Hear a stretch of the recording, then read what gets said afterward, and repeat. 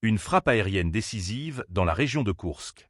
Un hélicoptère russe K-52M a visé et détruit du personnel et des véhicules blindés ukrainiens à la frontière. Une attaque qui marque une nouvelle escalade dans l'intensité des combats sur cette zone stratégique.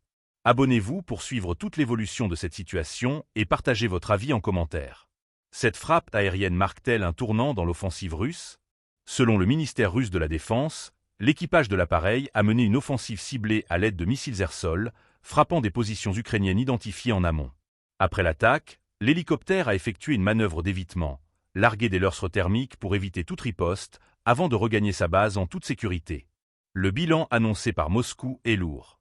Dans l'espace de 24 heures, l'armée ukrainienne aurait perdu plus de 280 soldats, ainsi que 2 chars et 3 centres de contrôle de drones. Une affirmation qui, comme souvent dans ce conflit, ne peut être vérifiée de manière indépendante, les informations étant principalement relayées par les sources officielles des belligérants. L'offensive russe sur Koursk s'inscrit dans une stratégie plus large. Depuis plusieurs semaines, les forces de Moscou intensifient leurs frappes sur les régions frontales, en représailles aux attaques ukrainiennes sur le territoire russe.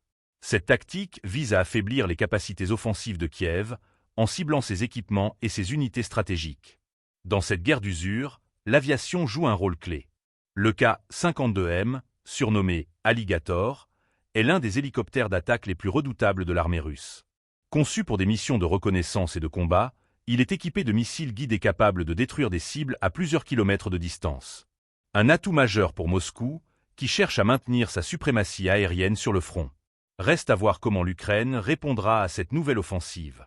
Face à une pression militaire croissante, Kiev pourrait intensifier ses contre-attaques ou renforcer ses défenses dans la région de Koursk. Une escalade qui, jour après jour, rend toute issue diplomatique de plus en plus lointaine.